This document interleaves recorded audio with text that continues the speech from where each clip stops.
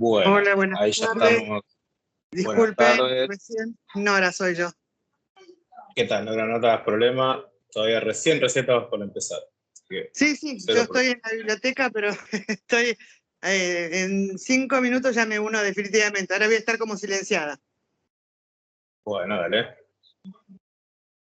Bueno, primero y principal, de vuelta, buenas tardes a todas y a todos. Estamos dando comienzo a una nueva propuesta de taller de lectura.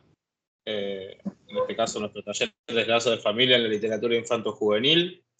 Entiendo que hay, por lo que veo, muchas personas que estuvieron participando de la propuesta anterior, que fue la de Gótico, la literatura fantástica, pero también veo caras nuevas, así que bueno, voy a presentar un poco y comentar de qué se trata este ciclo de talleres que se están motorizando, bueno, desde la Universidad de La Matanza, desde la licenciatura en Lengua y Literatura de la Universidad de La Matanza, que pertenece a la Escuela de Formación Continua, y desde la Biblioteca Leopoldo Marechal. Este año estamos haciendo como un trabajo conjunto desde la licenciatura y la biblioteca para ofrecer estos espacios virtuales, abiertos y gratuitos de lectura, básicamente. Este es el segundo taller. Hoy también hay un encuentro a las 18 del Club de Lectura que coordina Adriana Pidotto, que es la coordinadora de la licenciatura. Y bueno, después de este taller, que van a ser 3 encuentros, en el segundo cuatrimestre van a venir también otras propuestas de talleres y vamos a seguir hasta fin de año ofreciendo estos espacios. Bueno, este taller en particular también es una especie de reedición que hicimos de un taller que brindamos hace 2 años, en el 2022, y que nada, nos pidieron que lo volviéramos a hacer, así que aquí estamos con mis compañeras, que son las que van a ir tomando la voz cantante a lo largo del encuentro, que son Noelia Medina, saluda Noe para que te vean, está Noelia Carielo también, Buenas tardes. y María Sueldo Müller. Hola, ¿qué tal? Buenas tardes. Los 4 vamos a estar coordinando este espacio. Somos todas egresados de la licenciatura en Lengua y Literatura de la Universidad de La Matanza. Y bueno, la idea de este taller básicamente es hacer un poco un recorrido por algunos textos de lo que podríamos llamar la literatura infanto-juvenil durante 3 encuentros. Vamos a ir como, digamos que el eje general o la temática general o lo que estaría un poco unificando y tratando de dar una línea de lectura es la cuestión de la familia, ¿no? Por eso le pusimos lazos de familia en la literatura infanto-juvenil y tratar de ir pensando en distintos textos más clásicos, algunos más contemporáneos. ¿Cómo va apareciendo el problema, si lo podemos llamar así, de la familia? Bueno, todos ustedes tienen familia, así que saben que la familia en general es un problema. En mayor o menor medida en algún momento tiene algo de problema, pero bueno, más allá de eso lo vamos a pensar como problema en todo caso literario. Aunque siempre vamos a estar hablando en mayor o menor medida de nuestras familias también cuando hablemos de las familias que aparecen en los textos. Así que, bueno, el plan, veo la gente que saluda también, Fernanda Naí. Fernanda Naí, ya sé quién es Fernanda Naí. Hola Fernanda. Alejandra del Bueno también se lo doy en el chat. Les cuento un poco cómo es la dinámica. Tardes. Bueno, ahí está Karina también. Hola Cari, ¿cómo estás? Bueno, gente conocida, Bien. gente nueva, nos alegra mucho estar en este espacio, proponer este espacio. Y les cuento también para quienes quizás no han participado antes, este no es digámoslo así, un espacio de exposición académica, si bien está ofrecido desde la universidad, no pretendemos que sean venir acá como ofrecer una especie de clases magistrales ni nada por el estilo, sino que lo pensamos esencialmente como un espacio de intercambio de lecturas, intercambio de interpretaciones, intercambio de pareceres de cada uno como lector, desde su lugar, desde lo que tenga ganas de aportar, sin ninguna pretensión de ninguna rigurosidad, digamos, académica para llamarla de alguna manera, de ningún tipo, sino simplemente juntarnos acá, especialmente como lectores, y aunque nosotros, bueno, de nuestra especialidad tal vez hagamos algún aporte que pueda resultar un poco más especializado, aunque no necesariamente, creo que acá las voces de todos y de todas están completamente habilitadas para comentar lo que tengan ganas de comentar. Para eso tienen el chat de Teams, así que cuando quieren pueden intervenir.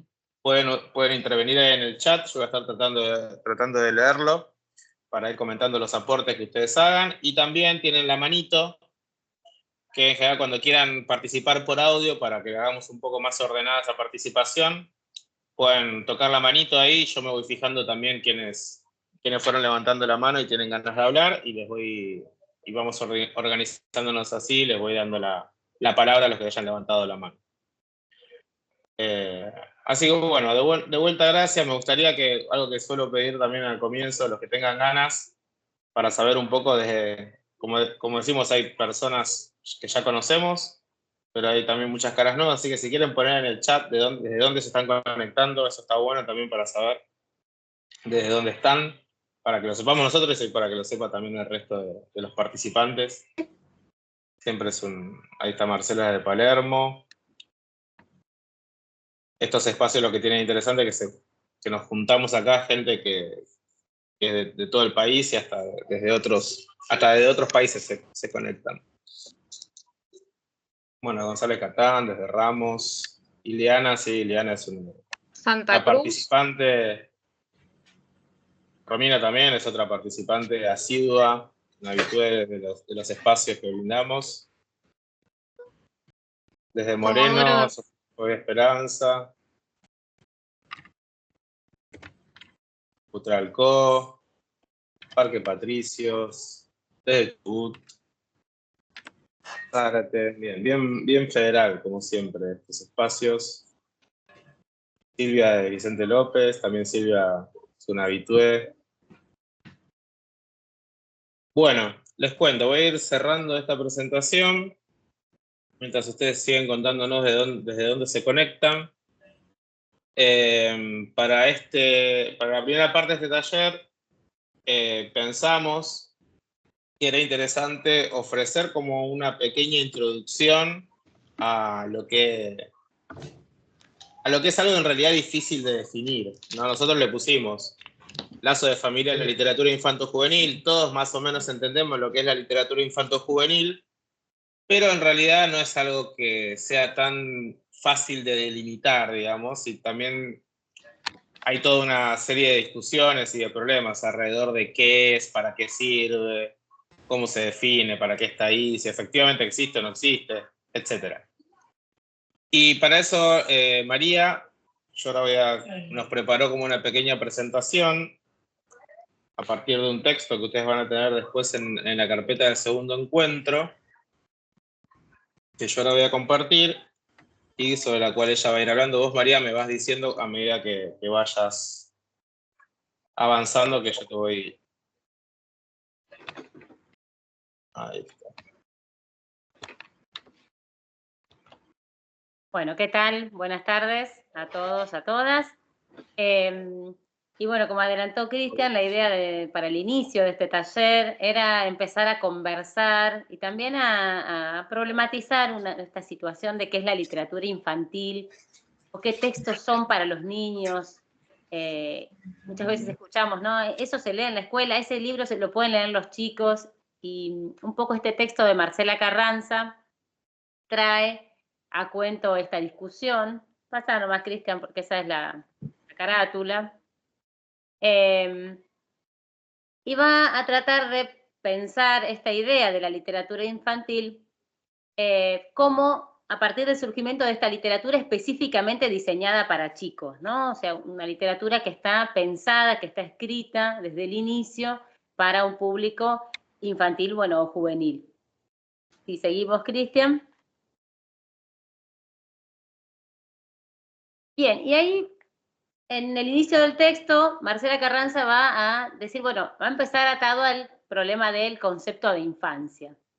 La infancia no es algo que haya existido siempre como algo para pensarse diferente de las otras etapas de la vida, y determinar qué es la infancia, esa convención de qué es, de cómo son los chicos, de qué es adecuado para los chicos, surgió casi en paralelo a el lugar que es para los chicos, que es la escuela. En esa escuela se empezó a producir una literatura que tenía la finalidad de llegar a las infancias con un propósito totalmente formativo. Era la literatura escolar. Aparece la idea de niño escolarizado y de una literatura escolar que permitiera la enseñanza, ¿no? La enseñanza de valores, la enseñanza de normas, de costumbres, de hábitos, y también la enseñanza de contenidos escolares. Ahí va a aparecer la idea de una instrumentalización, ¿sí? Pero antes de cambiar el pantalón, tenés que el pantalón roto, te va a quedar de frío con eso. Tiene el micrófono abierto.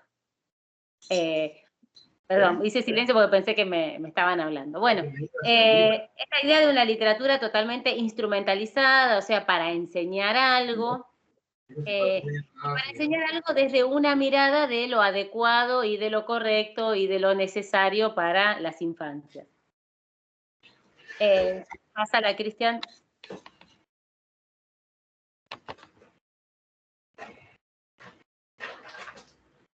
Bien, y después de pensar en esta primera literatura infantil, en esta literatura totalmente escolar, va a decir Marcela Carranza que esto no está muy lejos de los peligros actuales o de los cortes, de las censuras que sufre la literatura infantil en estos momentos, y ella va a traer a la discusión unos conceptos que desarrolla Graciela Montes en su libro La frontera indómita, donde Graciela Montes va a decir, bueno, los grandes enemigos de la literatura o los grandes agentes de domesticación de la literatura para niños van a ser esta escolarización que existía y existe todavía, y se les va a sumar la idea del mercado y de la frivolidad. El mercado como el gran agente que quiere vender libros a cualquier precio, y esta frivolidad que es una herramienta del mercado para vender, es una estrategia de marketing. Entonces va a decir, el mercado se va a agarrar de la literatura para la escuela, de la literatura que aporta contenidos, pero también se va a agarrar de ciertos valores y de ciertas cuestiones que en la época son considerados como adecuadas. Desde una frivolidad, porque dice, no se va a estar cuestionando el tema en sí mismo, estos valores en sí mismo, en relación a la sociedad o a la transformación o a lo político, sino que es desde una mera estrategia de ventas. Y ahí podemos encontrar, yo bueno, intenté en algunas imágenes mostrar algo que es muy común, encontrarlo hoy en día, como los libros en los catálogos que llegan a las escuelas separados por contenidos, ¿no? O sea, para trabajar este contenido tenés este libro, o para trabajar la ESI, o para trabajar las emociones, que son cosas que uno escucha de forma frecuente, los valores. Entonces aparecen los libros para valores, pero todo esto es tratado desde una mirada superficial. Cuando Graciela Montes hace referencia a esta frivolización, va a decir, bueno, tiene que ver también con ciertas causas o con ciertos valores socialmente considerados como positivos, ¿no? Podemos pensar ahora, como en un clima de época, la perspectiva del feminismo que han recorrido y cuestionado toda la literatura, entonces aparecen como unos libros muy adecuados para leer en una clave, si se quiere, feminista, o para pensar desde la multiculturalidad, ¿no? Cosas muy, a veces loables o aceptadas, pero sin embargo como mera estrategia de marketing.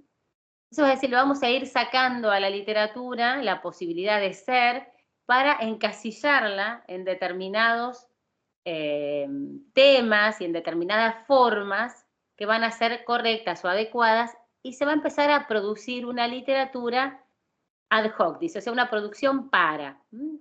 Una vez que tengo los contenidos escolares, que tengo los valores de los que quiero hablar, se escribe para cumplir con ese parámetro y no desde una propuesta literaria genuina. Si pasás, por favor, Cristian.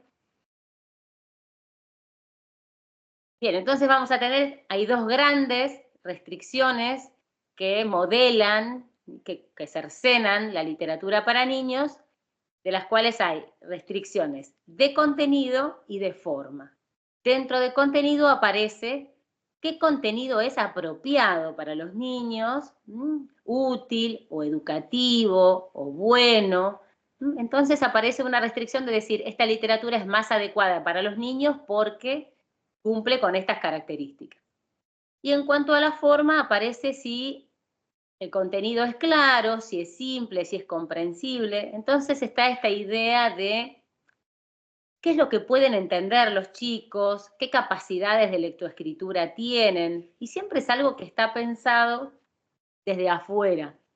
Si alguno ha tenido la oportunidad, hay otro libro de Graciela Montes muy interesante que se llama El Corral de la Infancia, donde plantea, ¿no?, cómo las infancias son definidas desde afuera por el mundo adulto, y todo lo que es para las infancias, la literatura, pero también los juegos, pero también los hábitos, pero también todo está definido por los adultos que crean cosas para los chicos, de acuerdo a cómo los adultos consideran que los chicos son o deberían ser, ¿no? Entonces aparecen estas restricciones que vienen a modelar la literatura. Y acá Marcela Carranza va a decir, bueno, ocurre una operación de censura, porque van a quedar un montón de libros afuera. Afuera porque no pueden pasar estas restricciones, o sea, afuera porque ponen en cuestión algunos valores que son socialmente aceptados. Ella va a decir, bueno, ¿qué pasa con los libros que no representan adecuadamente algo que en la época está aceptado como que debe ser así? ¿Qué pasa con los libros que terminan mal? ¿Qué pasa con los libros donde no triunfa el bien? ¿Qué pasa con las historias donde, bueno, desde el lenguaje, con qué palabras que son muy difíciles o con las famosas malas palabras? ¿Esto es adecuado para los chicos? ¿Lo pueden leer? Ese recorte va a quedar afuera un montón de literatura, entonces va a decir es una operación de censura. Los chicos sufren esta censura y les llega una literatura previamente tamizada, separada y cortada. Y dentro de esas operaciones de censura están los libros que no circulan, los que no son leídos, los que están en la escuela y no son leídos, los que no llegan a la escuela, los que las editoriales dejan de publicar, y los libros que directamente son censurados para que no circulen. Cabe recordar que hace poco, no sé si 1 año, 2 años, hubo un gran debate en relación a la obra de Roald Dahl, que hoy vamos a leer algo, porque se pensaba en la posibilidad de hacer una edición adecuada para esta época, donde se iban a cambiar algunos pasajes. Y hubo un gran debate hasta que, bueno, se decidió, junto a sus herederos, publicar las dos, o sea, la original y la censurada, ¿no?, la adecuada a un clima de época diferente. Bien, y si vamos más adelante, la otra diapositiva, Cristian. Bien, un poco la idea o la síntesis de esto que está poniendo en cuestión Marcela Carranza a la hora de pensar en la literatura. Y va a decir, bueno, la literatura es una forma del arte, y como toda forma del arte, no viene a ofrecer respuestas, a ofrecer un modelo de mundo, a darnos alguna certeza, ¿no? Leer literatura es permitir la experiencia de ese texto, ¿no? Experimentar el texto literario y qué nos pasa con ese texto, nos va a llenar de incertidumbres, de dudas, nos va a generar más cuestionamientos que certezas. Y también la experiencia misma del lenguaje, y va a estimular la creación, la imaginación, incluso desde discutir con ese texto, desde indignarse con ese texto. Y dice, bueno, todo eso que nos pasa con la literatura también es para los chicos. A los chicos no hay que darles otra literatura, hay que darles una literatura que les permita estas mismas experiencias que nosotros buscamos en la literatura. No son otros lectores que necesitan otra cosa, sino que esperan lo mismo. Y un poco ella usa estos términos que son, creo que son de Senda, que en un libro de ilustración, que va a decir, bueno, desbordante, desconcertante, salvaje, ¿no? Desordenada. La literatura que viene ahí a poner desorden, a ponernos en cuestión y a sacudir un poco, ¿no?, la forma de mirar y a permitirnos una experiencia diferente. Así que un poco desde esta mirada de lo literario como para abrir este espacio del taller, era hacer esta propuesta, ¿no? Como desde esta mirada empezar a mirar también los libros para chicos y empezar a pensar qué nos pasan con esos libros, y capaz que cuando no nos pasa nada es porque no hay nada ahí también. Buenísimo, me gustó esa última frase. Si no pasa nada, tal vez es porque no hay nada, efectivamente. Recordaba también, seguramente, ahí Soraya, una de las participantes en el chat, compartió una nota de Graciela Montes en página 12 sobre la cuestión del libro hoy en día, ¿no? También estamos en un momento cultural, por lo menos acá en Argentina, bastante particular respecto a la cultura, y bueno, también me parece que esta cuestión de pensar la literatura infanto-juvenil no deja de entrar dentro de algunas discusiones que se están planteando alrededor también de lo educativo y demás.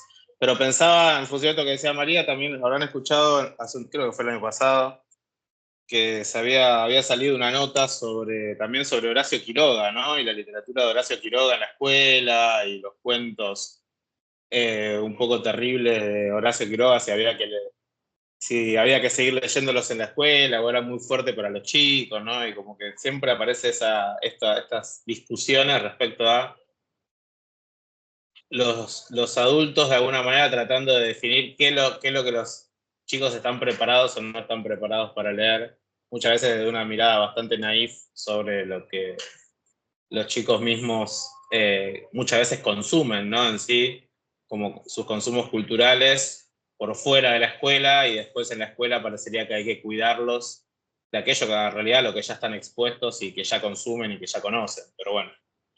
Y bueno, para aportar algo a esto que estás diciendo, Cristian, bueno, pensaba en la cultura de la cancelación, en esta operación de reescribir algunas cosas para adecuarlas, ¿no? Hubo todo un debate sobre el final de la Bella Durmiente, sobre los besos en los cuentos tradicionales, ¿no? Pero también las operaciones de censura, digo, acá en la Argentina hace poco ocurrió con un cuento de Cassiari en una escuela secundaria, donde hubo un gran debate sobre si el cuento era adecuado o no, con Come Tierra de Dolores Reyes, porque tiene un pasaje de sexo en la novela, que es un libro que se lee en la escuela secundaria, y también es un libro que ha sido muy debatido. Y después esos mismos niños que en la escuela no pueden leer los clásicos, miran el noticiero donde están las reproducciones de las cámaras de seguridad y pueden ver en vivo lo que no es ficción, ¿no? La violencia. Y los mismos adolescentes que en la secundaria no pueden leer a Dolores Reyes tienen acceso a dispositivos donde tienen contenidos de toda índole sin ningún apoyo, sin ningún acompañamiento, sin ningún debate. Así que también es para pensar esta hipocresía, ¿no?, que hay atrás de empezar a definir qué es adecuado o no para las infancias. Hola, ¿qué tal, María? Clarísima, ¿cómo están? No, yo no me veo, no sé, ¿no me ven ustedes? Estoy con la cámara, pero yo te veo, no sé. Cari. ¿Me ves? Te vemos, bueno. te vemos. Sí, Bueno, sí, te vemos. yo no me puedo ver. Quería preguntarte sobre Carranza, ¿no? Bueno, recomendaste los dos textos de Graciela Montes, pero el de Carranza, ¿no?, que habla sobre esto de la literatura como una forma de arte. ¿Cuál es el texto, si lo tenés o cómo? Sí, el texto sobre el que hice la exposición se llama ¿Por qué la literatura es también para los niños? Y está disponible dentro de las clases, ¿sí? Lo van a encontrar en el Drive. Es un texto breve. La idea no era entrar en un debate teórico, pero sí empezar a pensar. Cristian ahora lo sube porque no está el material teórico, pero después lo agrega. Va a estar en la carpeta del segundo encuentro, va a estar, junto con otro Genial. texto que también después vamos a Muchas mencionar gracias. de Andrueto, para seguir un poco en estas discusiones, más que discusiones, sí, discusiones y invitaciones a pensar, ¿no? A pensar esto, La la literatura literatura, las infanto-juvenil. relaciones entre las literaturas y las infancias, y qué pueden leer, qué no pueden leer, quién decide lo que pueden leer, qué pasa en la escuela, digamos. Todas estas cuestiones nos parecía interesante plantearlas, porque además, si bien uno las puede pensar desde la escuela, es obviamente algo que excede simplemente a la escuela y tiene que ver con cómo la sociedad piensa las infancias y cómo piensa qué es lo que las infancias deberían poder acceder o no, y después, como decía María, a lo que efectivamente acceden muchas veces sin que el mundo adulto lo sepa o lo considere o le preocupe, bueno, etcétera. Es como discusiones muy, muy interesantes. Después acá en el chat, Caro Gaitán se pregunta, ¿no?, si cualquier obra de arte debe ser adecuada para el tiempo que toca transitar.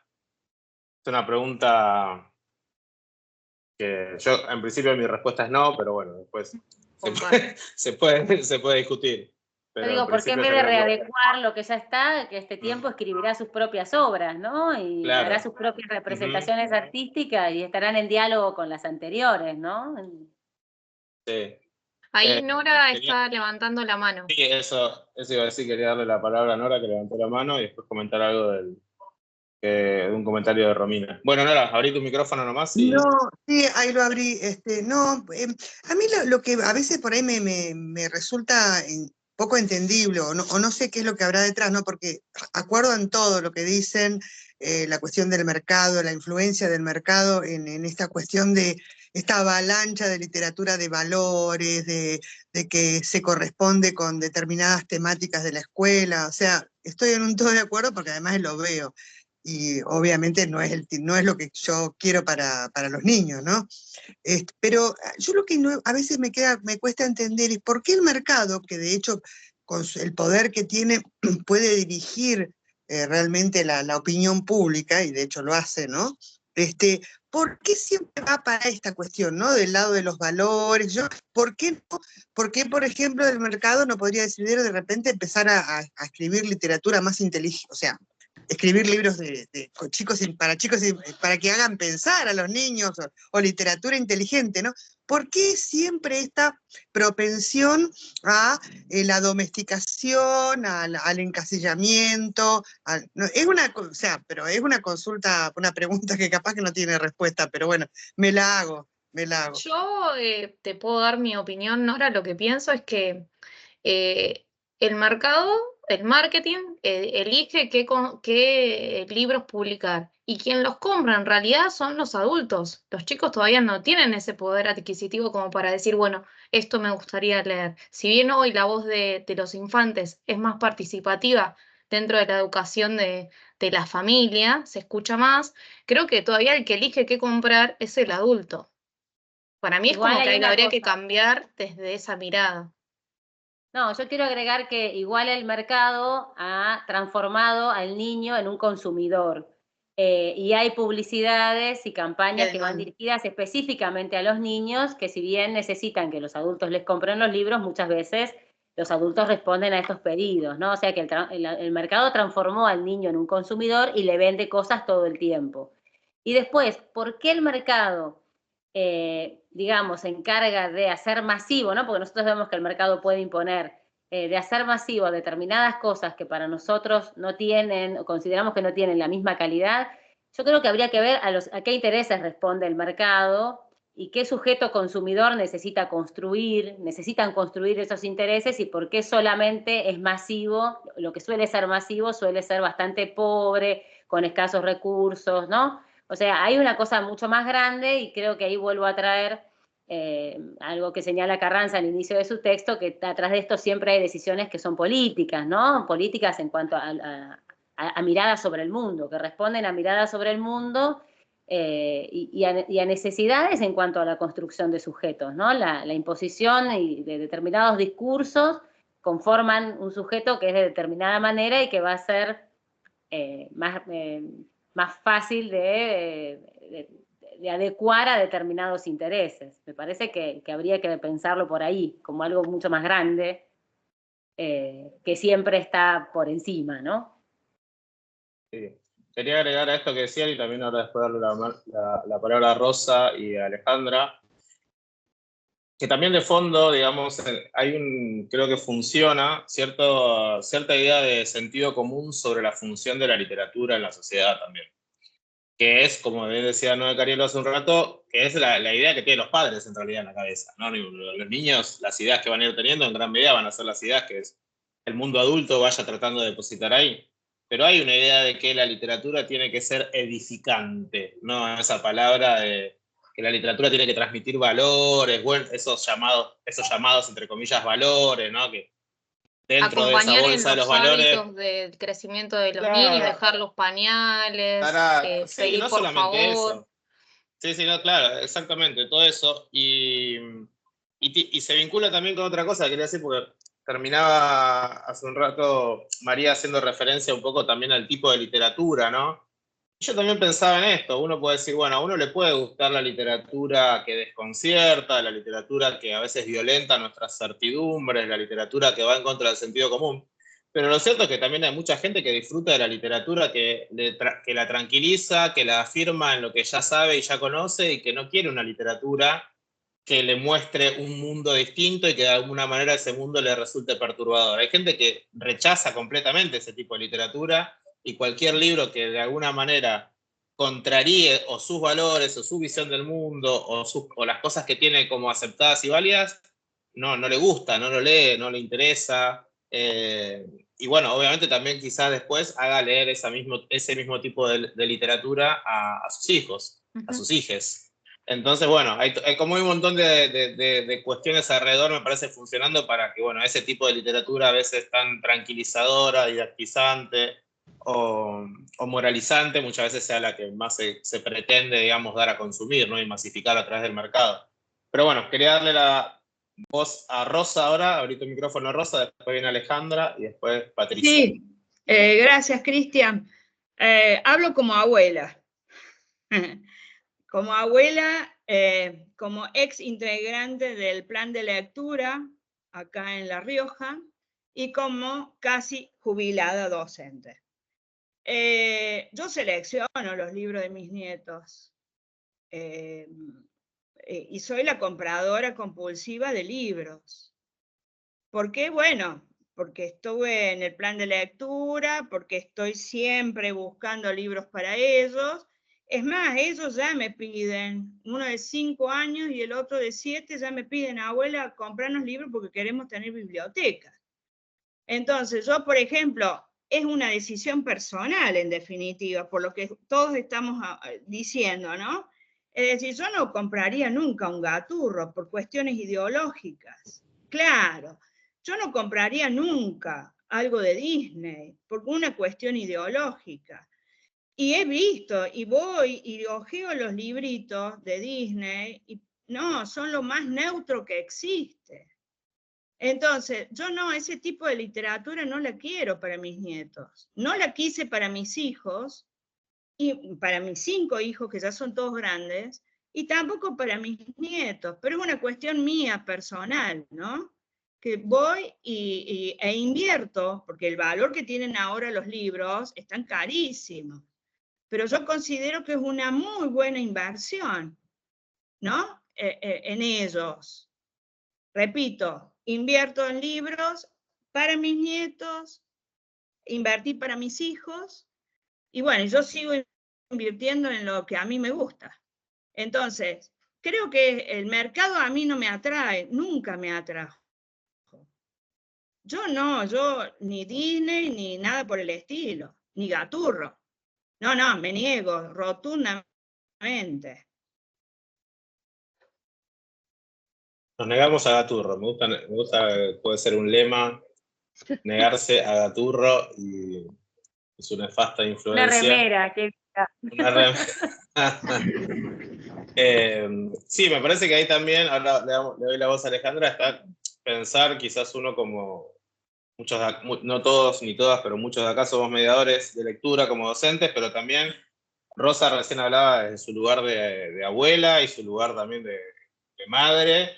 Yo en particular no me meto en esa bolsa porque yo no tengo hijos, pero digo, los padres, madres, tutores, encargados, quien fuese, también son mediadores de lectura y estaría bueno también apuntar a ellos en una especie de formación para que, bueno, tengan un criterio también que vaya más allá de lo que el mercado les pone, les refriega delante de las narices como para que compren, ¿no? Y puedan pensar un poco en otro tipo de literatura también. Bueno, Alejandra, queríamos escucharte también, levantaste la mano. Sí, Después disculpen que Patricia. un ruido recién, pensé que tenía el micrófono cerrado. No, justamente le iba a decir eso a Rosa, ¿no? Que ella, porque es una mediadora, que se dedicó a eso, y esto que vos decías, el tema somos los adultos mediadores. Y yo creo que hay un montón de cosas ahí metidas en el tema de los mediadores adultos.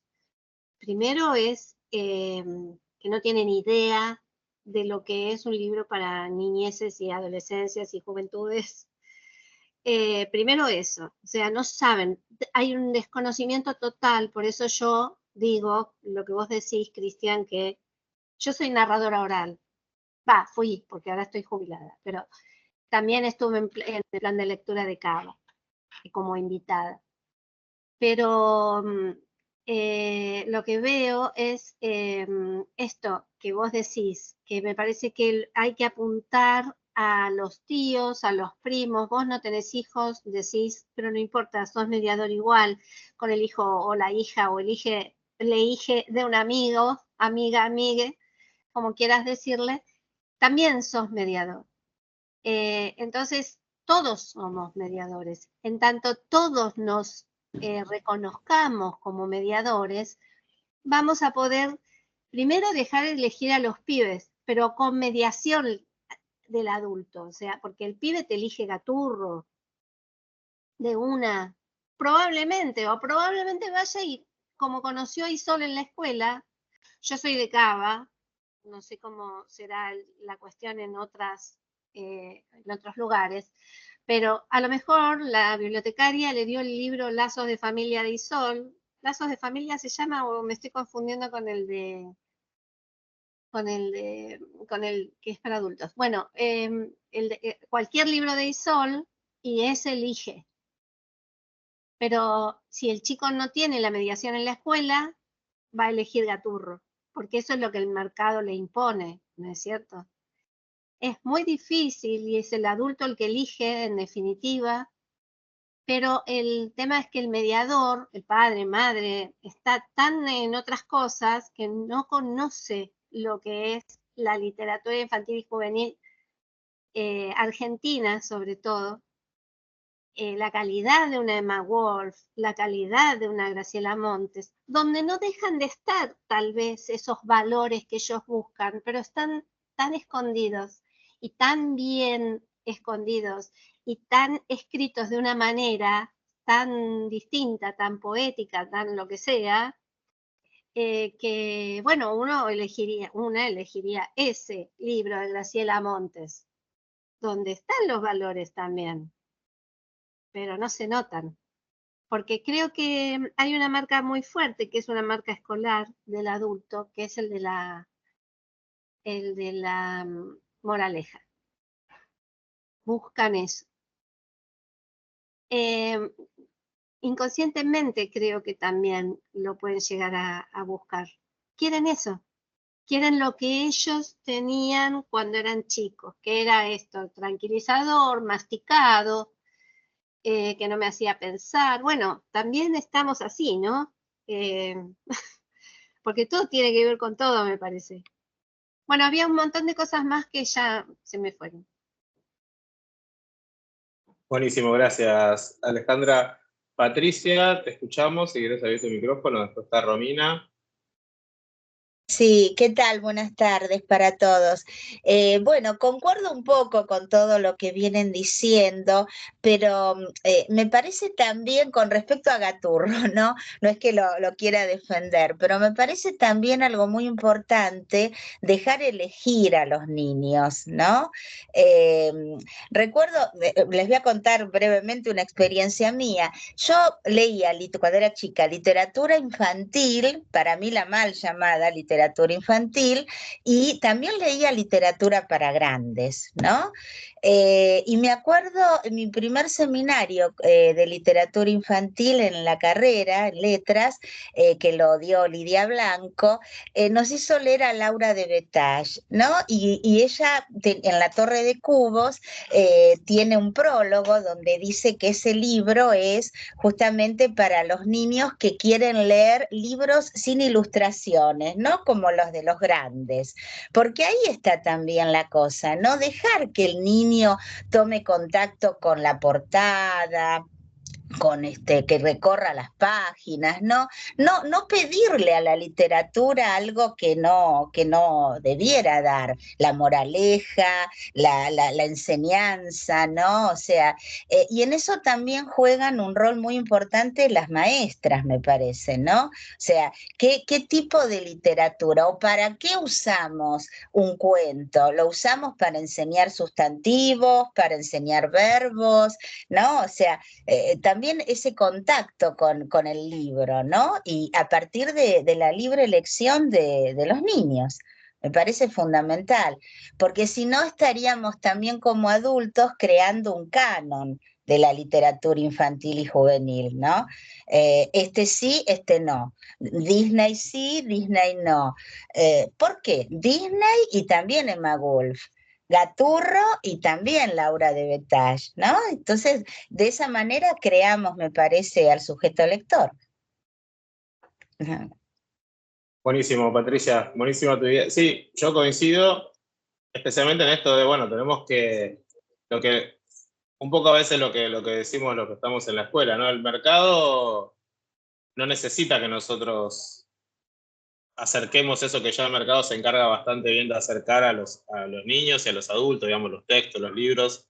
El mercado tiene sus mecanismos para, como decía yo hace un rato, estar en todos lados, y nosotros quizás como mediadores es buscar esas formas de acercar eso otro que el mercado no le interesa acercar, no le interesa mostrar, y que entonces también se convierta en una opción para las lectoras y los lectores de cualquier edad, en principio, pero bueno, estamos pensando en la literatura infanto-juvenil. Bueno, le doy la palabra ahora a Romina, que había levantado la mano. Acá en el chat están interviniendo mucho también, planteando cuestiones respecto a esto que estamos discutiendo, ¿no? De las elecciones, de quién elige y cómo se hacen esas elecciones. Hay buenos aportes y recomendaciones de librerías, y bueno, si pueden miren y de otros libros.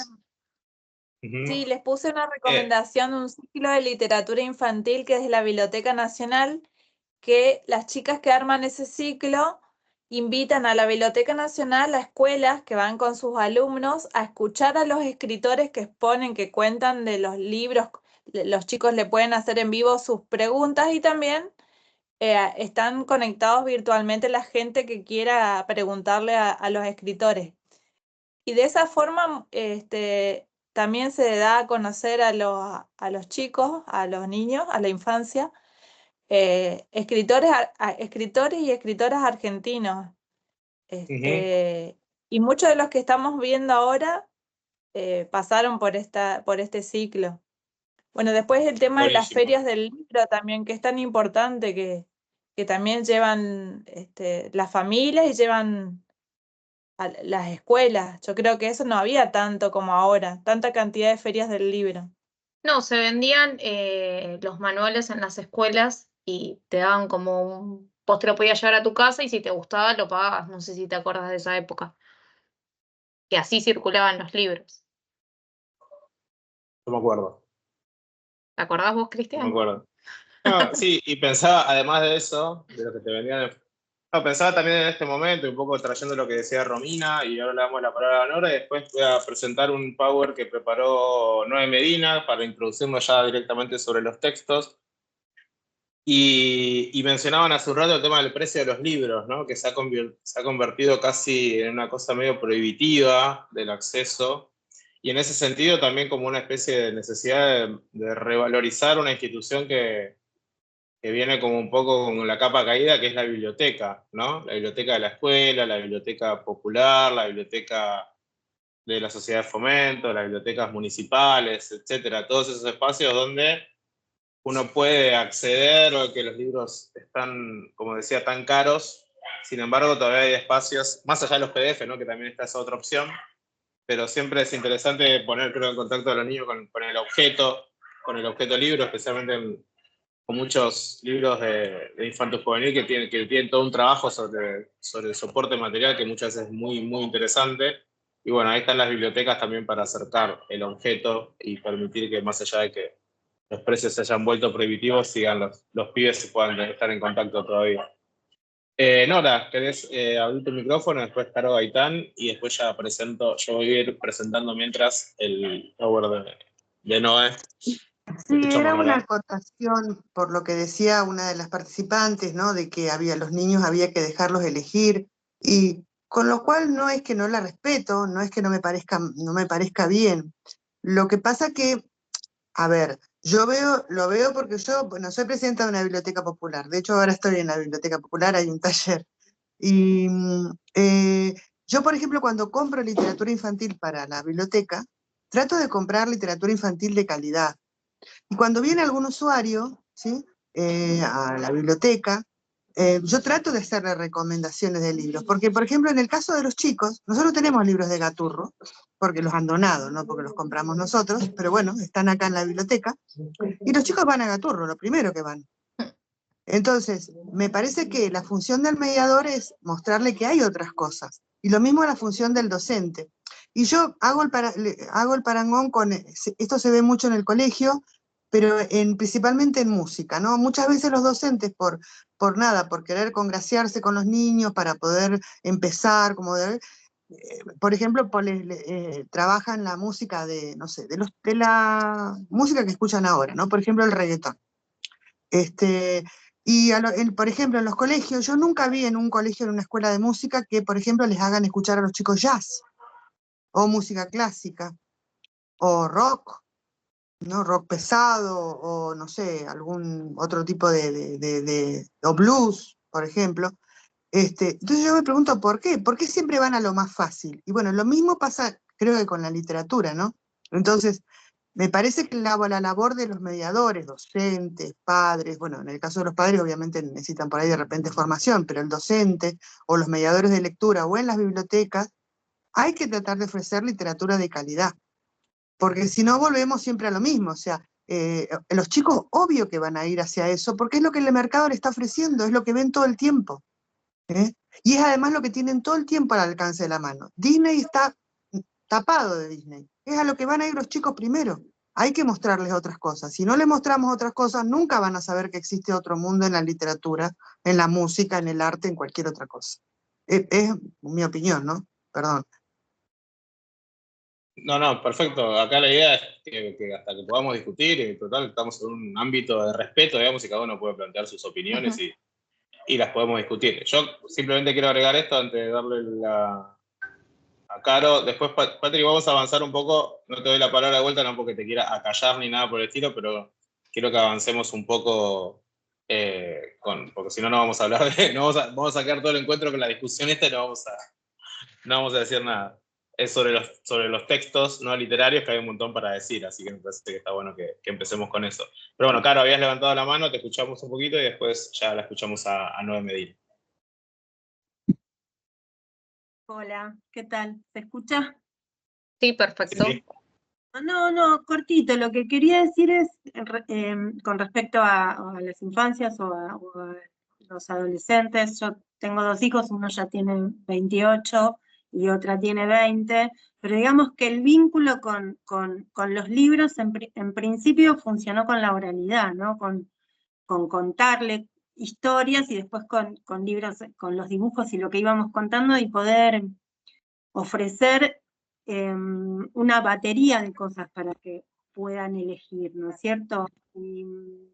Pero digamos que como vínculo, no como, bueno, tomá, te compré esto, acá tenés, andá, fíjate, sino como una cosa que tiene que ver más con el vínculo y con el placer primero, después cada uno hará su camino lector, ¿no? Pero pensaba que en principio no es nada más el objeto que puede agarrar de la biblioteca de la casa o del regalo, sino como una manera de vincularse a través de la literatura.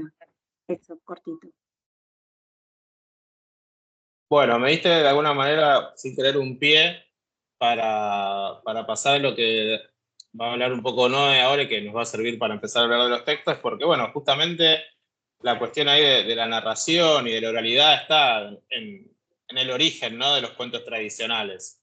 Y entonces siempre hay ahí como la literatura infanto-juvenil es interesante también pensarla como un retorno a esas formas de vínculo con lo narrativo, con los relatos, donde la voz, ¿no? El ponerle la voz a un texto es muchas veces muy importante, justamente para generar ese placer que no necesariamente, además, muchas veces un niño puede leer con un adulto sin haber todavía aprendido a leer, ¿no? Mediante la voz del adulto, el niño también, escuchando, también está leyendo y también está disfrutando de ese texto literario.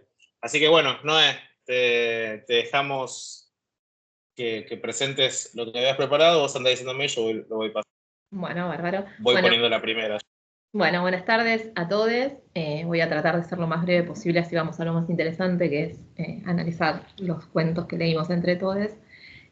Bueno, y justamente como la idea es empezar con cuentos tradicionales, yo hoy les traje a Marc Soriano, que fue un filósofo francés, murió hace unos 30 años, que dedicó su vida a esto, ¿no? A la investigación del cuento tradicional.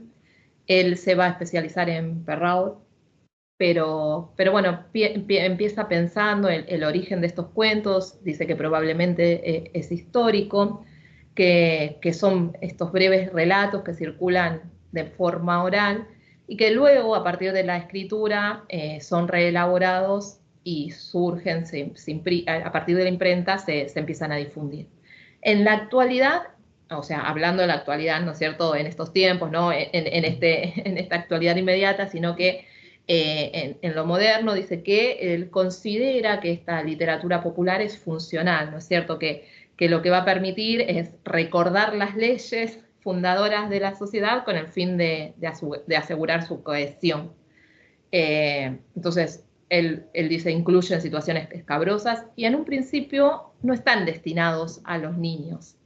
Y en eso vamos a observar entonces cómo él fue observando el trabajo de Perrault para llegar a esas conclusiones. Si querés, Cris, pasamos a la placa que sigue. Bueno, Perrault fue un burgués, ¿sí? Pertenecía a la extracción de la burguesa que compraba oficios, que sus intereses estaban ligados a los privilegios del antiguo régimen.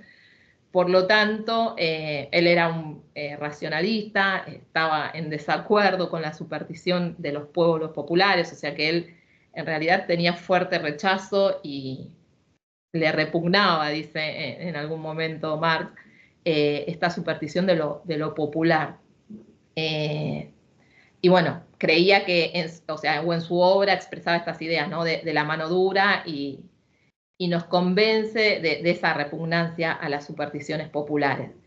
En su momento él disputa con dos pensadores de contemporáneos a él y usa un poco la literatura para esta disputa, ¿no es cierto? Y se van refutando unos a otros. En un momento a él se le ocurre usar el plano de la pedagogía y la literatura infantil para esto, y es ahí donde empieza a destinar estos cuentos que los llama infantiles, pero bueno, tenemos en cuenta que, o sea, todo lo que él viene abordando no tiene que ver con lo infantil, que está destinado al público adulto en realidad. Si querés pasamos a la próxima plaquita. Y lo que él va a decir textual es, aun cuando los hijos no son capaces de paladear las verdades sólidas, se las debe hacer amar, tragar envueltas en narraciones agradables, ¿no? Esta cuestión de, bueno, transmitirle a estos niños la moral en ese momento cristiana, y dice que, bueno, que estos niños van a ir percibiendo la enseñanza a través de estas historias, y como conclusión natural llegan a la moraleja. Él utilizaba, si volvemos a los cuentos que hemos leído, vamos a ver que debajo de los cuentos están expresadas las moralejas, utilizaba estas moralejas de alguna manera para ir logrando esto que se esperaba, ¿no es cierto? Si volvemos a lo que hoy nos contó María, esta cuestión de domesticar o instruccional de la literatura infantil, ¿no es cierto? Por eso se destina al público adulto con la intención de volver a esos niños en estas cuestiones de formación. Y algo que él utiliza es la ironía, y desde este lugar muestra, ¿no?, que está destinado al público adulto, capaz de, ¿no?, de resolver esta ironía, pero además amalgama el público popular con el infantil, ¿no? Pensando esta ingenuidad de unos por su edad y de otros por la clase social a la que pertenecen. Entonces es como bastante claro, ¿no?, este rechazo de él hacia lo popular, sin embargo, lo utiliza, y esta idea también de ir formando a estos adultos en lo que a él le interesa, y llegar a los niños a través de estos adultos. Un poquito eso en resumen, para entrar ahora sí a los cuentos de él, de Perrault, y después, bueno, ir por la línea que fuimos pasando en los archivos. Creo que hasta ahí. Hasta ahí es, Noé. Buenísimo, buenísimo, Noé. Bien, Gracias. podemos empezar con el análisis, si quieren, de Cenicienta o el zapatito de cristal, donde nos muestra dentro de esta moraleja que, ¿se acuerdan más o menos? ¿Alguien lo pudo leer? Sí, no es tan cruel como el de los hermanos Grimm, creo. Bien, aparece esta muchacha donde tiene una madrastra que cumple el rol de altanera y orgullosa, y que después de casarse con el padre de Cenicienta, esta chica de zapatito de cristal, muestra como su verdadero carácter. Y ahí es donde, bueno, no sé si... Exacto, ahí está lo que dice en el grupo la compañera: Cenicienta la bondadosa, la palabra de crueldad.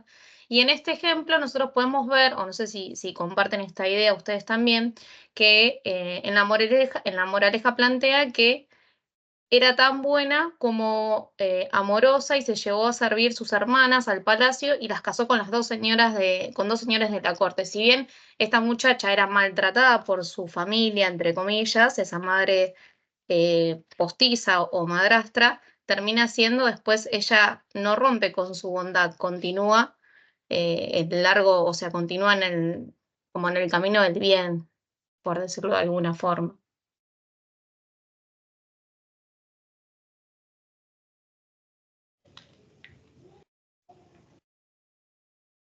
Bueno, se me movió todo. Ahí está. Ah, estás poniendo la moraleja, Cris. Estoy poniendo la moraleja, que bueno, es interesante en términos, bueno, pensemos, creo, ¿no? Cada uno, ahí podemos ir viendo a ver qué les pareció también, qué les llamó la atención. Tal vez muchos de ustedes no habían leído estas versiones y estaban como más vinculados con versiones más contemporáneas, o lo de Disney o lo que fuese, pero yo recién decía en el chat que la palabra crueldad es clave, ¿no? Como que hay una especie de necesidad de ir cambiando ciertas cosas, a veces en los cuentos, parecería como para ir atemperando ciertas escenas que suenan o crueles, o no sé si necesariamente crueles, pero a veces como, no sé, pienso no en la Cenicienta, pero pienso en la de Blancanieves, ¿no? Que en la de los hermanos Grimm le pide que le traiga el hígado y los riñones, creo, de Blancanieves, para comérselos. Y como que incluso es una escena de canibalismo, ¿no? Básicamente está como el canibalismo ahí presente en el cuento, sí, como si fuera una especie de Hannibal Lecter. En este cuento, a mí lo que me llamó la atención fue cuando el hada madrina la ve, este personaje como que viene a socorrerla, la vio hecho un mar de lágrimas. Como esa imagen me pareció bastante cruel. O sea, no es que estaba llorando o apenada, sino que estaba dentro de esa angustia total.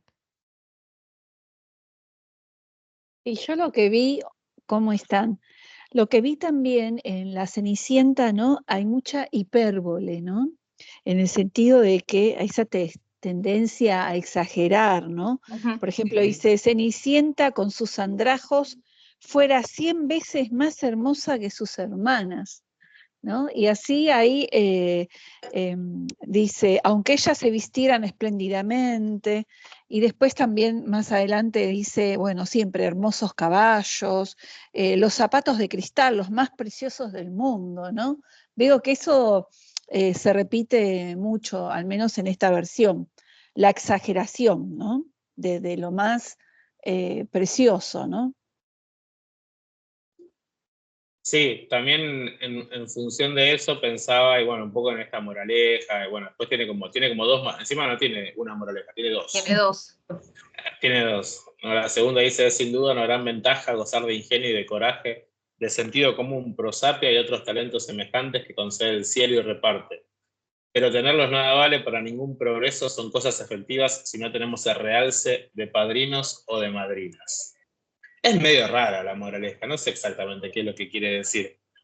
O por qué le da tanta importancia al realce de padrinos o de madrinas. Habrá que ver si ahí en realidad está hablando de padres y madres.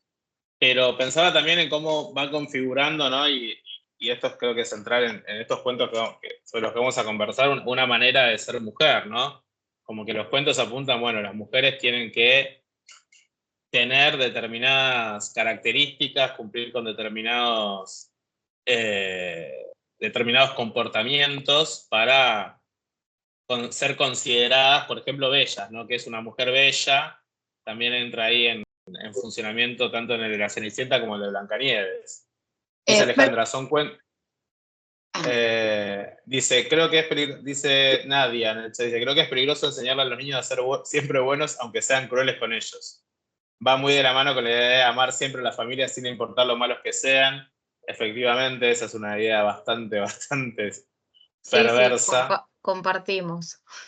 Y dice Alejandra del bueno, son cuentos de advertencia. Bueno, también eso podemos pensarlo, la función social, ¿no? De estos cuentos, o también de las versiones que nunca conoceremos, ¿no? De las versiones orales, por qué se contaban este tipo de cuentos, también tenía que ver con la cuestión de la advertencia. Ahí Alejandra levantó la mano, ¿querías aportar algo, Ale?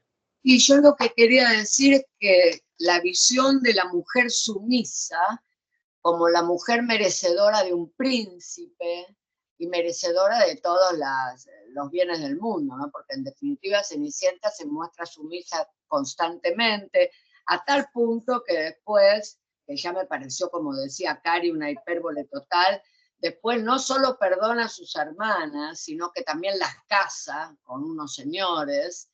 Entonces ella, la sumisa, la que no se atrevía a reclamar, es la que finalmente se convierte en princesa, ¿no? Esto también es una mirada de la mujer bastante, digamos, evidente, que plantea.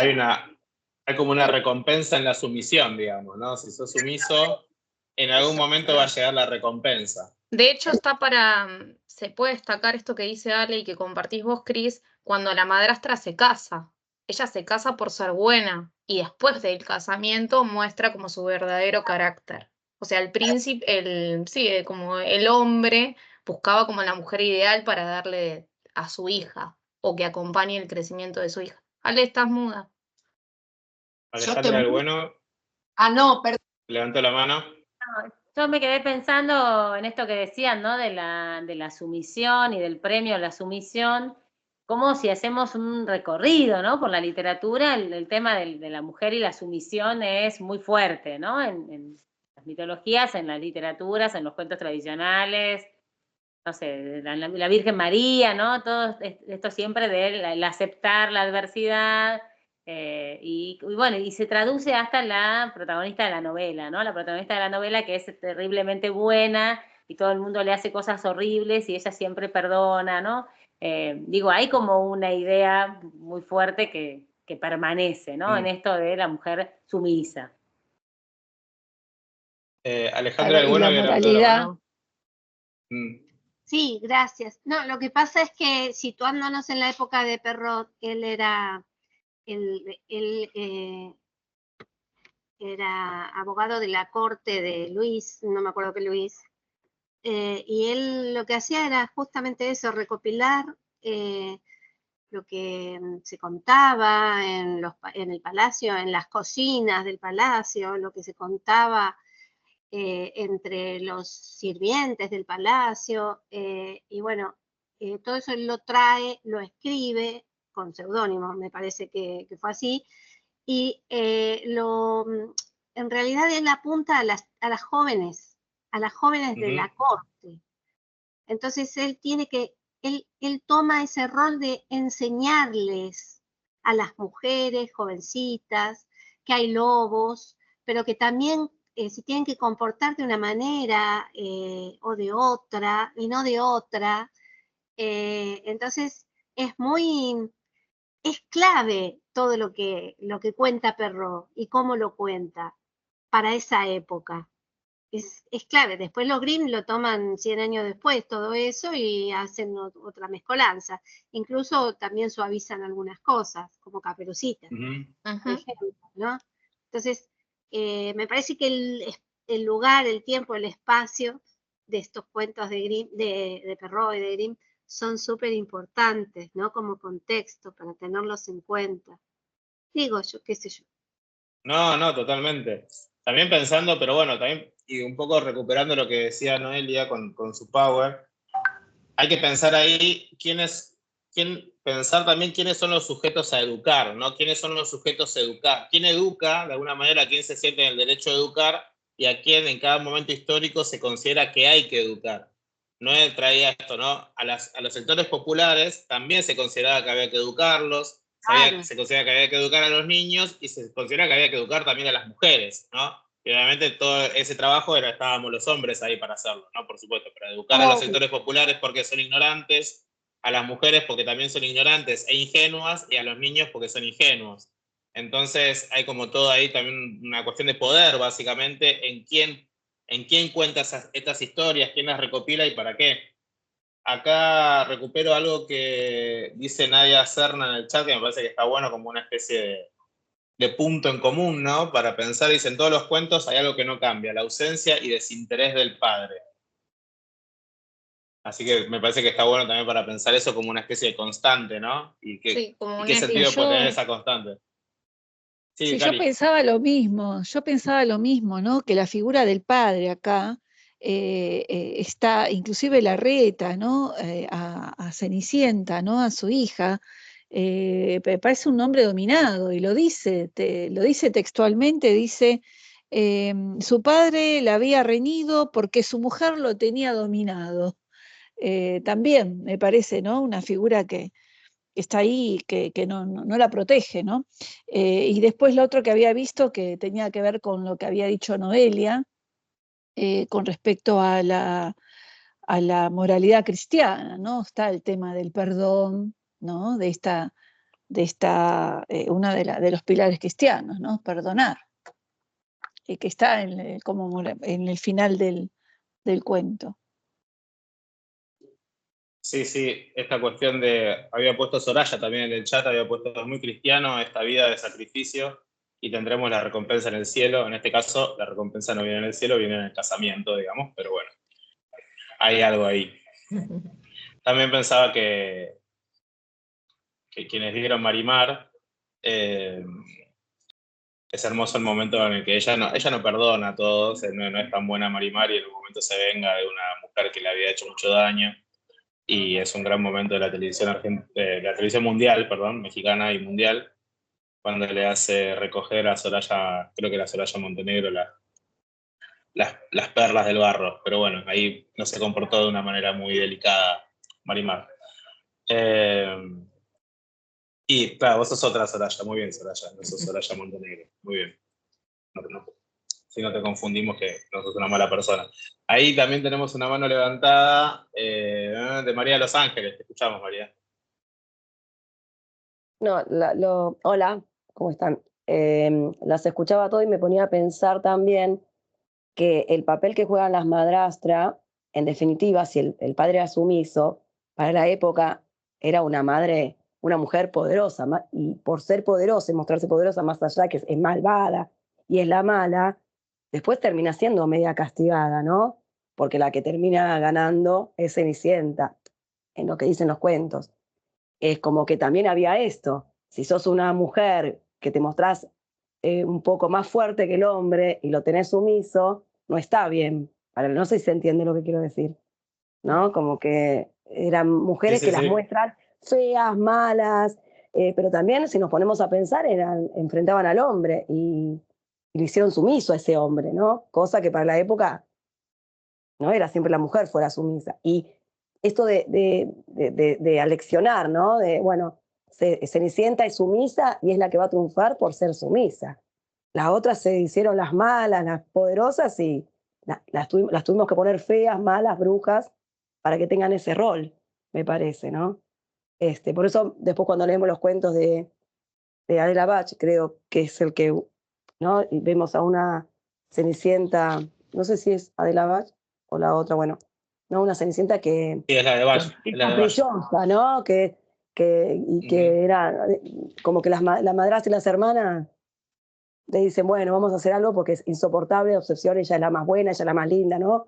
Como es que la contraposición está bueno para darle, yo soy de secundaria igual, pero aunque se le puede dar a los chicos de secundaria. Igual está que no bueno para están. trabajar en secundaria las diferentes Sí. versiones. Y de hecho la Claro, que las ellos versiones. recuerdan, que les contaron. Claro, sí. Estaba pensando en esto, bueno, Alejandra también habla de las mujeres a cargo de lo doméstico, ¿no? Y me llamaba la atención en Blancanieves, como para hacer ahí un nexo un poquito con el otro cuento también.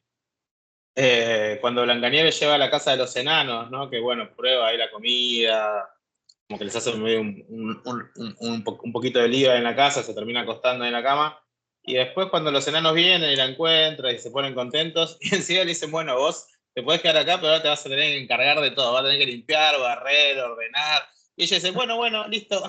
Como que acepta enseguida ese trato medio raro, ¿no? Y después se la quiere sacar de encima, porque no limpiaba como ellos tenían ordenado, era una inútil que no sabía hacer nada, y no veían la hora que se la lleve el príncipe, ¿no? Es como que llévatela, que se case. Hay una cosa media ahí. Sí, puede ser. Me parece que... Y también está ahí... Y ahí como también... Está bueno ese enlace con el cuento La historia de Cenicienta tal como me la contaron a mí, de Adela, donde las hermanastras se van a vivir a su casa y en realidad ellas eran campesinas, querían colaborar con las tareas domésticas, pero según Cenicienta no sabían hacer absolutamente nada y no quería que toque porque todo lo que tocaban rompían. Y en este cuento me llamó la atención que, bueno, ya empiezan a nombrarlas, le dan como una identidad a estas 3 nuevas integrantes de la familia, que la madrastra se llama Antonia, Magdalena la hermana mayor y Josefina la hermana menor. Y en este cuento particularmente, ellas les buscan un príncipe junto con el hada madrina, que ya como la ilustración te acompaña y cambia esa vestimenta, ya tiene pantalones, es como otra ilustración la que acompaña este texto y le permiten, hacen todo lo posible para que ella se case con el príncipe que estaba obsesionado también con la limpieza, al igual que ella, y terminan ahí como siendo todos felices y la echan a ella de la casa porque se casa en realidad, y a su vez vuelve este padre que viajaba todo el tiempo y que termina, o sea, como que uno puede terminar entendiendo ya en el final de este cuento, que en realidad el padre se iba todo el tiempo por viajes de negocio porque no aguantaba la obsesión que tenía su hija con la limpieza. Y ahí yo vi una inversión, porque aparece la Cenicienta como la victimaria, la que maltrata, ¿no? Todo lo contrario, y las hermanas eran las maltratadas en este caso. Sí, tal cual, una inversión. Y además la simetría de clase, ¿no? Porque en la Cenicienta original, Cenicienta es arrojada a las cenizas, ¿no? A las tareas ahí domésticas, y las otras viven como señoras, y en esta, bueno, las hermanastras y las madrastras eran las campesinas, y ella un poco la que marcaba, ¿no? Ahí también esa simetría, ¿no? Que está muy presente en los cuentos. Y también me quedé pensando, que veníamos hablando de la necesidad de construir una madrastra en esta idea de una madre que no puede ser cuestionada. O sea, la madre es tan buena que los cuentos necesitaron reforzar esta idea de la madrastra mala, ¿no? O sea, nunca la madre puede ser mala. Iba a ser mala. Nunca la madre no iba a querer a un hijo, digamos.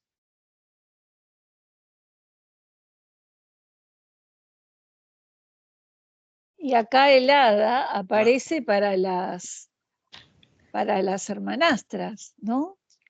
Y aparece con el plan que finjan, ¿no? Las va guionando lo que tienen que hacer para sacársela de encima a Cenicienta. Esta versión me parece estupenda a mí. Bueno, ahí ese juego, todo ese juego con las inversiones, ¿no? Que bueno, también es bastante habitual en estas reescrituras contemporáneas que siempre, en general, tratan de subvertir un poco, ¿no? De mostrar una forma del cuento que violenta ciertos valores o ciertas cuestiones cristalizadas de las versiones más tradicionales. Un poco la idea de, quizás uno podría pensar que siempre en estas ideas de la reescritura lo que hay detrás es, bueno, esto que está cristalizado, esto que ya está en el sentido común, bueno, vamos a, volviendo a lo que decía María también al comienzo en su exposición sobre el texto de Carranza, bueno, de la literatura vamos a violentar eso que quedó estancado, ¿no? Esas formas que quedaron como súper cristalizadas y súper sabidas, bueno, vamos a darle una vuelta de rosca para que la literatura ahí haga su trabajito de generar un poco, de molestar, ¿no? O de molestar un poco sobre lo que ya sabemos, sobre lo que ya conocemos. Y ahí decía, por ejemplo, perdón, no, agrego esto, no, te doy la palabra. Sí. Decía, Nadia dice, lo que me reí con los cuentos de Dahl, que no lo conocía. Y ahí también pensaba también la importancia del humor, ¿no? Como elemento de subversión en estas reversiones, en estas reescrituras, ¿no? Como que el humor, tonos a veces irónicos en las narradoras o narradores, digamos, como todo ese trabajo para remover, ¿no? Para que el lector no se quede cómodo en lo que ya conoce sobre esas historias. Sí, perdóname, no te escucho. No hay problema. De hecho, en este cuento ya dedicarse a la limpieza no es humillante. Va a la fiesta, al baile con el vestido estampado con distintos elementos que usa para limpiar.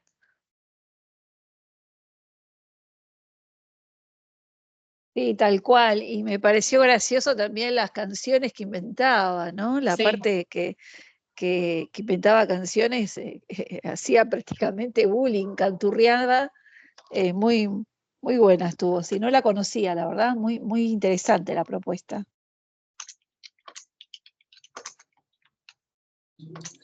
Respecto a esto de la subversión, también quería quedarme un toquecito con el final, ¿no? Del que estábamos comentando, donde dice, por eso, queridos lectores, tengan cuidado con los cuentos y las historias que circulan por aquí y por allá como si fueran ciertas. La más de las veces no son sino meras habladurías. ¿No? Como una prevención interesante para los niños y las niñas, ¿no? De que no se crean cualquier historia como si fuera una verdad, sino que empiecen a sospechar, ¿no? Como empezar a inaugurar la sospecha en la lectura también es interesante. Sospechar de lo que nos venden como cierto.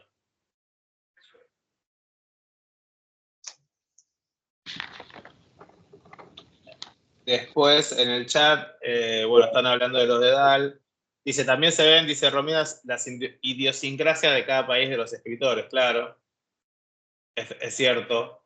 Eso como que, por ejemplo, estaba pensando, que me parece muy interesante, en este cuento también, el de Cenicienta de alguna manera también, pero me gustaba la versión de Cabal, de Blancanieves, por el tema de lo argentina, podríamos decir que es la versión, ¿no? En el sentido que va incluyendo formas de decir que uno puede reconocer como muy, muy locales, muy argentinas, y me parece que eso también está muchas veces en estas reescrituras que agarran algo que viene de lejos, en realidad, que para nosotros en estas versiones originales en realidad se produjeron en otro lado, en otro contexto histórico, en otro contexto geográfico, completamente alejadas, y las reescriben para traerlas a estos territorios, ¿no? Y con esta lengua más cercana. Me parece que ese trabajo que hacen las escritoras también está muy bueno para resaltar. Y pensaban en Blancanieves, lo que me llamó mucho la atención también, en los Grimm, el final, ¿no? Con ese castigo que le dan a la madrastra, que le ponen como unos zapatos de metal, no sé si se acuerdan. De hierro. Los zapatos de metal calentados, sí. ¿No? De hierro calentados. De hierro. De hierro, y lo hacen bailar con esos puestos hasta que se muere. Hasta que se tumba, sí. Eso me pareció... No, tremendas las versiones, sí, como decían, la verdad tremendo. Y ahí como también, un poco también para ir a esto que decían ustedes, que señalaban antes, de cuando la mujer también, ¿no? Cuando una mujer tiene como demasiado predicamento, ¿no? Como era el caso un poco de la madrastra de Blancanieves, bueno, también ahí es castigada por quizás tener demasiado poder o querer ejercer un poder que va más allá de lo que socialmente se supone que puede llegar a ejercer. Hay una cosita más solamente quería decir sobre Blancanieves, y que esto se da en muchos cuentos tradicionales, en distintas historias tradicionales, ¿no? Pero me llamaba la atención ese vínculo que uno puede hacer con Edipo, ¿no? Del hijo que es que el padre, en este caso la madrastra, pide que lo maten, que se lo entregue a alguien para que lo mate, y ese que lo tenía que matar no lo mata, y entonces se sigue viviendo y después vuelve a aparecer.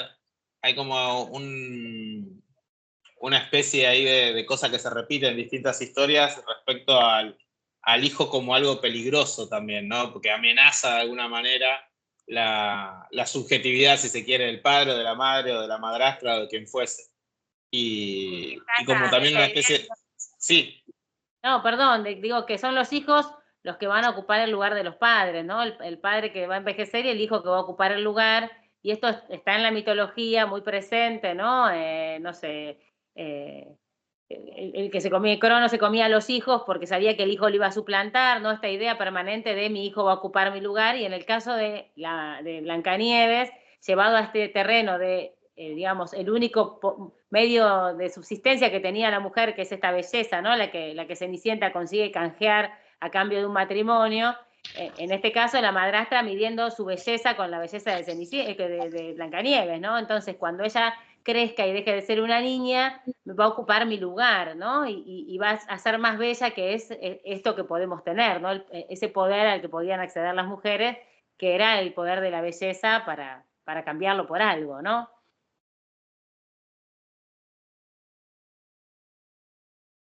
Sí, totalmente. Y esa cuestión de, porque también, ¿no?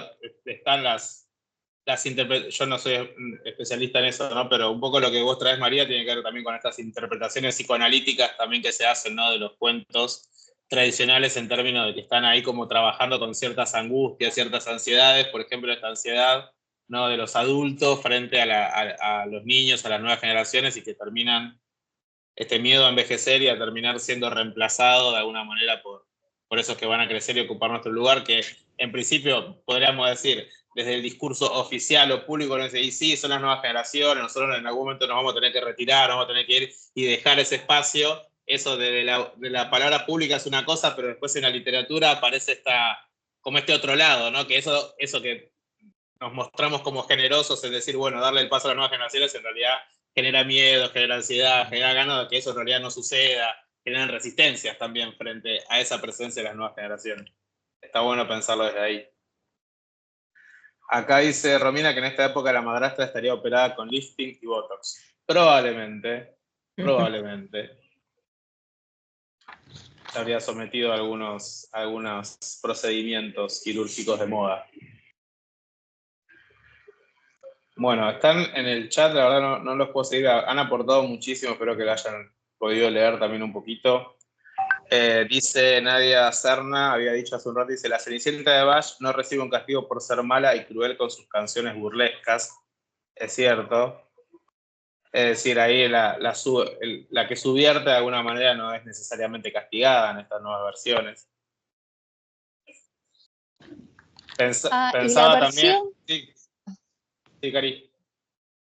Perdón, no, la versión de la que escribe en forma de versitos también fue muy buena esa versión, ¿no? Que le dice Seni, que tenía también un carácter tremendo, ¿no? Malditas brujas, dice, estas lechuzas, pues yo también iré a esa fiesta inmunda. O sea, la verdad que fue muy, muy gracioso leerlo, y bueno, y ahí tiene un final total, un nombre real pide, ¿no? La verdad que es interesante el final, ¿no? Que no quiere un príncipe, porque la verdad que el príncipe no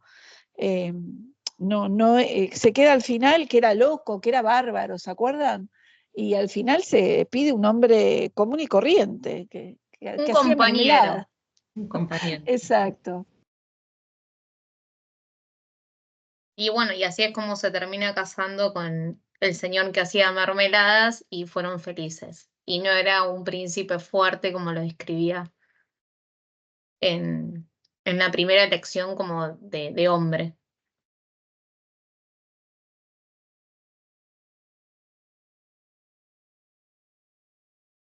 Estaba pensando también respecto a esta cuestión también de ciertas subversiones que uno puede pensar políticas, ¿no? Porque también todo esto que estamos hablando de alguna manera tiene que ver con lo político en términos del poder en la sociedad y quién tiene poder, quién ejerce poder sobre quién. Pero bueno, me gustaba también en esa reversión que hace Cabal sobre Blancanieves. Me gustaba ese momento cuando los enanos le dicen, bueno, no te vas a quedar acá y vas a tener que limpiar, y vas a tener que ordenar, y vas a tener que hacer todas las tareas de la casa. Y Blancanieves dice, ¿qué? Que el amor, dice algo así como, el amor con amor se paga, pero el trabajo se paga con dinero. No. Entonces, y los Sí, no enanos se que le dicen, bueno, eran las joyas. Pide aguinaldo. aguinaldo, 2 francos por semana. Y cuando se hace la Esa- tonta, ¿no? Porque creo que yo interpreté que se hace la tonta cuando los enanos le dicen, no, plata no tenemos, pero traemos rubíes, diamantes, no sé qué, y ella como que empieza a sacar cuentas así. Bueno, creo que sí. De voy a aceptar. hecho, no era muy buena como en los quehaceres del hogar No. y la termina aceptando que se quede en su casa porque contaba buenos cuentos. Claro. O sea, como que revalorizan o la parte intelectual en este caso del personaje femenino. Es muy divertido cómo empiezan a andar peor, ¿no? Los enanos. Cuando está ella, dice que comen mal, que están desalineados, que la casa es un desastre, porque claro, ella era princesa, entonces las princesas no saben hacer nada, tal cual. Así que aparece como una figura que llega para alterar el orden cotidiano y hacerlo un poco más raro, ¿no? Digo, aporta lo bueno de los cuentos, pero en cuanto al orden del hogar, no. Tal cual. Y también esto de que, bueno, esto que decía, ¿no? De Receta que me había llamado mucho la atención, ¿no? De su lugar como narradora, ¿no? Y que ellos valoren eso. En realidad, bueno, no sabe hacer nada, pero por lo menos los cuentos que cuenta son preciosos. También pensaba en esto de que, y en relación también con el cuento de los hermanos, o en la versión de los hermanos Grimm, esta cuestión de la advertencia, ¿no? Como que en el cuento de los hermanos Grimm, como que Blancanieves aparece como, a ver, loca, esto no lo hagas, esto no lo hagas, esto no lo hagas, y ella va y lo hace, digamos, como que es muy ingenua, muy inocente, entonces viene primero la madrastra disfrazada así como una vendedora ambulante y la hace pasar, después dice, bueno, no la hagas pasar, no puedes hacer pasar a nadie. Bueno, cuando vuelve, entonces no lo hace pasar, pero sale afuera y le acepta el peine, que la envenena y no sé qué. Y después de vuelta viene y le da la manzana y es como todo el tiempo no haciendo caso, digamos, 3 veces no haciendo caso a la advertencia. Me pareció muy divertido eso en un punto porque también pensaba también en esta necesidad, muchas veces de los cuentos tradicionales, de reiterar las situaciones, ¿no? Esto de la repetición, de que se repite lo mismo, la misma situación una y otra vez, que también uno lo puede llegar a pensar, además de como una construcción de procedimiento narrativo, también esto sobre la insistencia de mostrar, ¿no? ¿Qué pasa cuando no se hace caso, ¿no? A esa advertencia? ¿Qué pasa cuando no se atiende a la voz de los adultos y el niño hace lo que quiere? Bueno, me haces lo que querés, te va a pasar esto, porque por no hacer caso. Ahí levantó De la mano hecho, estas María versiones Sí, los después María. fijan con los mismos elementos.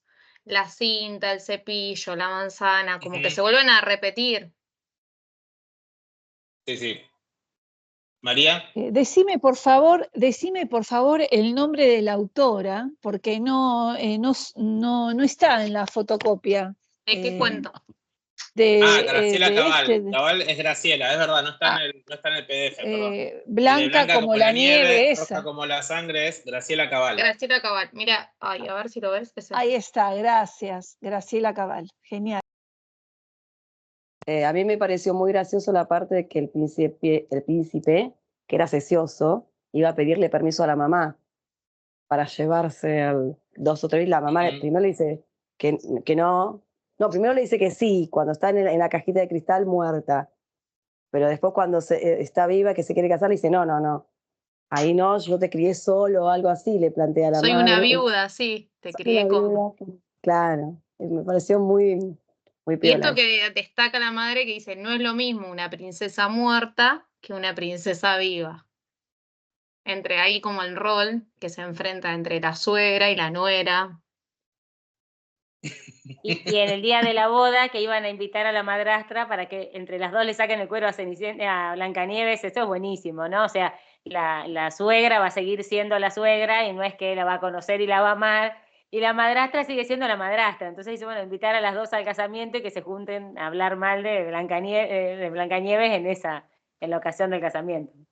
Claro, aparte ahí, en este caso, Blancanieves lo obliga a ese príncipe a casarse con ella, porque él no quería, decía, bueno, tengo que pedir permiso a mi mamá, ahora vuelvo, le tengo que pedir permiso a mi mamá, ahora vuelvo. Y ella dice, bueno, no, ahora yo me voy con vos. O sea, se impone. A mí igual La siempre reina Alejandra. en el texto de los Grimm también anotaba esto un poco de... Hablábamos antes del canibalismo, ¿no? De la madrastra que se quiere comer el hígado y creo que eran los riñones de la... Sí. Pero también hay como una especie de alusión a la necrofilia, ¿no? Porque está una muerta ahí en el coso, en un cajón de cristal, y por más que sea muy linda y todo lo que quiera, pero está muerta, yo qué sé, te la querés llevar, es medio raro como enamorarse en ese sentido de una chica que aunque sea linda, pero bueno, está muerta en principio. Hay como también hay una Por eso especie de contenido. Sí, Por eso Romina. decía que tiene elementos del gótico, que vimos la necrofilia, el comerse a las personas, ¿cómo que dijiste Claro. recién la palabra? Se me fue, muchos elementos El tiene. canibalismo, claro. Así que sí, tiene esas cuestiones bastante turbias, ¿no? Que de alguna manera después en las reversiones también, siempre son recuperadas, porque aunque no se mencione, a veces, a mí me llamaba la atención, ¿no? En un momento los enanos dicen, ¿no?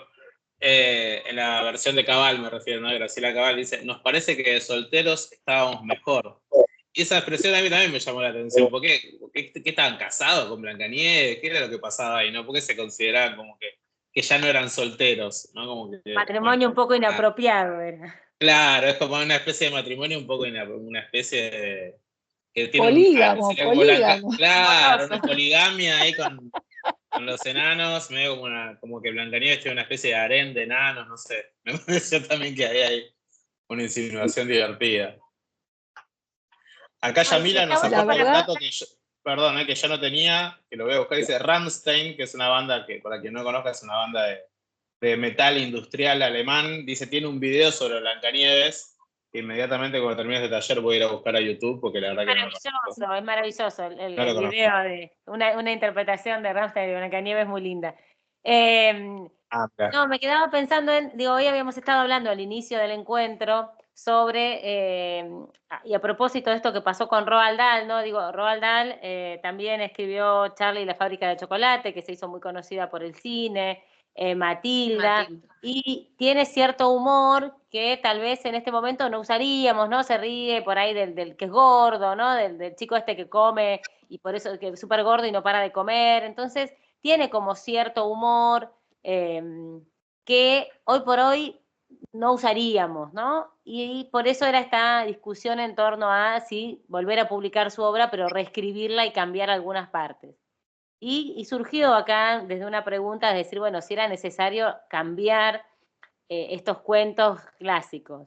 Y a mí me parece que acá, de cara a estas versiones nuevas que leímos y que nos divirtieron, lo más interesante y lo más divertido de estas versiones es que las pudimos poner en diálogo con las anteriores. Por sí mismas, como cuentos nuevos, no sé si aportarían tanto y serían tan interesantes como lo son en relación a las obras viejas, ¿no? Cada época produce su arte y escribe su literatura, Y bueno, siempre la literatura está de alguna forma retomando y discutiendo con lo que ya se hizo, ¿no? Nunca hay algo que sea completamente original, sino que siempre hay una discusión, un intercambio, una reinterpretación de lo anterior.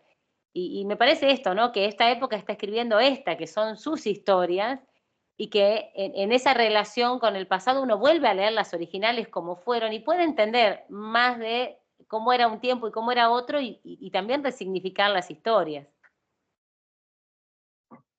Bueno, eso que ahora le quiero dar la palabra a Nadia, que levantó la mano, pero esto que dijiste, María, me hizo pensar un poco en este concepto de la intertextualidad, ¿no? Que es un concepto de la teoría literaria, bla, bla, bla, pero más allá de eso, esto que planteas de que lo interesante está en cuando pones en relación los dos textos, surge algo que no surgiría si solamente leemos la reversión, ¿no? La nueva versión, la nueva reescritura.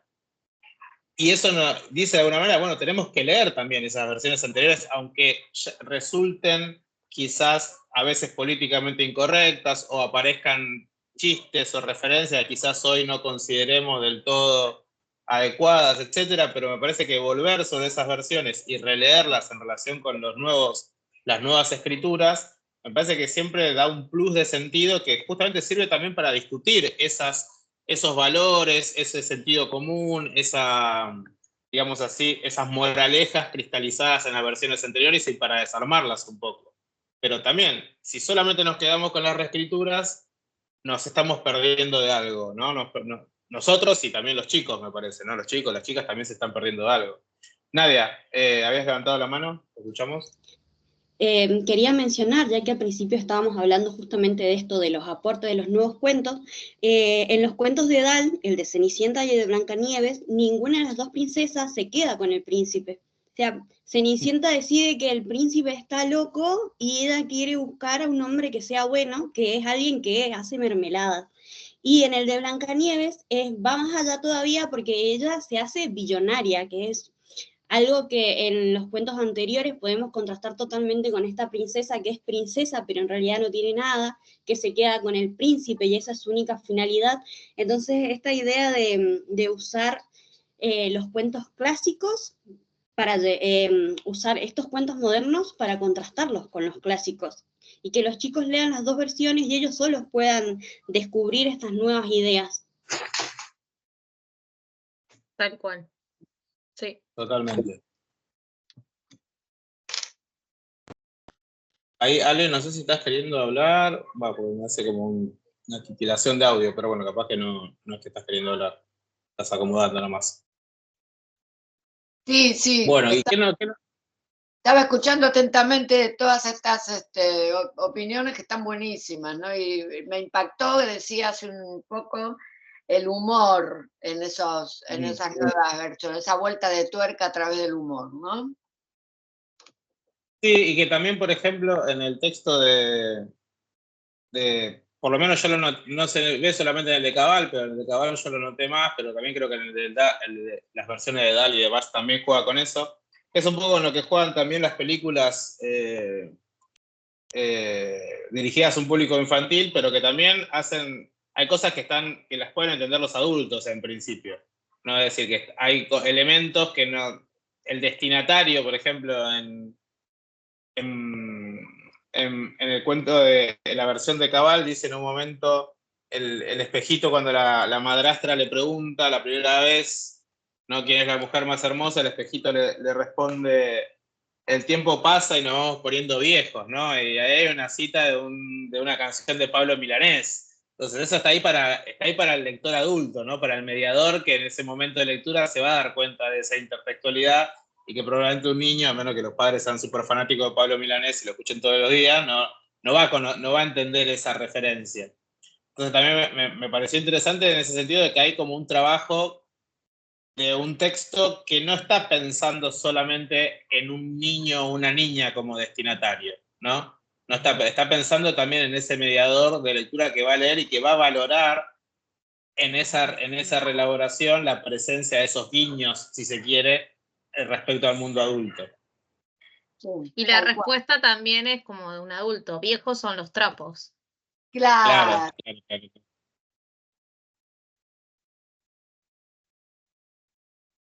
Y maravillosa bueno, esto que decía selección, antes. la verdad me encantó. Hermosa selección, los felicito, me encantaron, muchos no los conocía y por eso me atrapó venir a este taller, pero bueno, desde ya me voy muy enriquecida con un montón de data. Buenísimo, chicos, buenísimo. Gracias, Cari. Gracias, gracias. Bueno, y después Romina también en el chat hace referencia a algo también muy importante, en este caso con respecto al texto de Dahl, las versiones de Dahl, de la cuestión de la rima, ¿no? Porque ahí también encima son versiones en verso, cosa que no mencionamos o que quizás no hicimos hincapié en esa, en la cuestión de la forma, ¿no? Juega con otra forma literaria y juega también con algo que las niñas y los niños valoran, que es esto de la rima, ¿no? En el texto, y justamente la rima que también lleva a efectos humorísticos. Y entonces, de vuelta, el humor ahí me parece como central para pensar cómo se busca una manera de subvertir un poco ciertas cosas que están en el sentido común y como meterle como una especie de lima ahí que vaya corroyendo esas cosas. Acá dice Alejandra del Bueno, también había dicho que desdramatiza el cuento tradicional. El absurdo también es cierto, la cuestión del absurdo también. Que también un poco el absurdo está ahí un poco naturalmente, porque si uno lo piensa, los cuentos tradicionales justamente plantean cosas que son un poco absurdas, en gran medida, ¿no? Como esta idea de que hay otra cosa que me gusta de los Grimm de Blancanieves, la Blancanieves de los Grimm, es que el cazador cuando la deja en el bosque dice algo así como pronto serás pasto de los bichos, no dice bichos, dice otra cosa, ¿no? Como dice, bueno, esta nena la suelto acá y se va a acabar muriendo acá a los 5 minutos. Porque es una niña, básicamente. Entonces, esta idea de que la niña va a sobrevivir a las alimañas y a todo lo que hay en el bosque, que efectivamente sobrevive y llega a la casa de los enanitos, bueno, también es una idea un poco en sí misma, un poco absurda. Acá Alejandra también tira en el chat, dice que hace una recomendación, me parece, dice Caperucita Verde y otros clásicos recargados de Andrés Sobico. Podríamos buscar a ver si está en PDF y lo sumamos al... Sí, es una recomendación. Ahí está la patita fea, que bueno, es tan fea que la madre quiere que se arregle la cara, que le hagan una cirugía estética. Es muy absurdo, muy gracioso. El lobo feroz se llama lobíferos, porque tiene que ver con cortar la tala de árboles y todas esas cuestiones. Así que es muy gracioso, Andrés Obico. Si lo tengo, no sé, te lo paso de alguna manera. Me voy a fijar. Dale, si lo puedes mandar al mail, si lo llegas a tener en PDF, si lo puedes mandar al mail de Club de Lectura unlam@gmail, buenísimo, así lo sumamos a la carpeta. Dale. Después también recomienda Caro Gaitán, dice una serie que se llama Once Upon a Time, sería eso, una especie de Había una vez o Érase una vez, la que intervienen muchos de los personajes de cuentos tradicionales, es muy copada. No la conozco yo tampoco, así que ahí tienen otra recomendación. Después dice Nadia Serna, dice, me llama mucho la atención en Blancanieves de los hermanos Grimm, que ella tiene 7 años cuando quiere matarla a la madrastra. Y pasa que ya se estaba viendo venir, ¿no? Que si ya a los 7 años el espejito le decía que la más bella era Blancanieves, imagínate cuando tenía 15, ya ¿qué le quedaba? ¿Qué le iba a quedar a la pobre madrastra?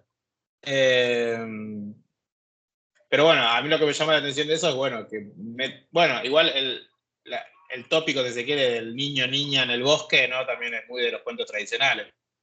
El bosque y sus peligros y demás, ¿no? Hansel y Gretel, claro. Y también que son abandonados en el bosque porque no los pueden mantener, ¿no? Esta idea de que ahí sí son los padres y los dejan en el bosque porque no les pueden dar de comer, ¿no? Esto de que se lo coman los bichos y sí, digamos que sí. Claro, y estaba basado, digamos que estaba basado en hechos reales, básicamente, Hansel y Gretel en ese sentido. Un poco terrible, pero efectivamente era así. Terrible, pero real, sí. Perdón, pero ahora que hablaron de lo de Hansel y Gretel, hay un texto de Casierdi donde él comenta, es toda una reflexión que hace sobre los cuentos, ¿no?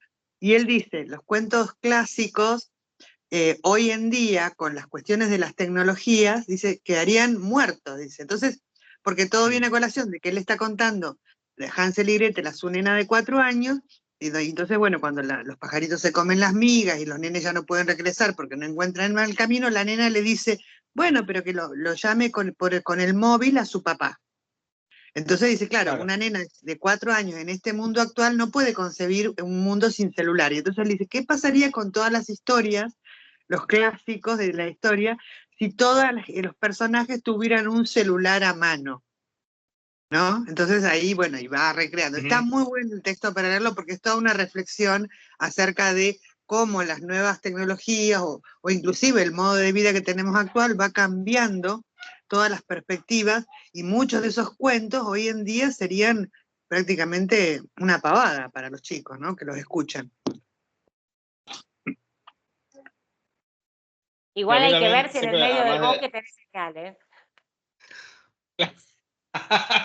Esa es buena, ¿eh? Es verdad, es verdad.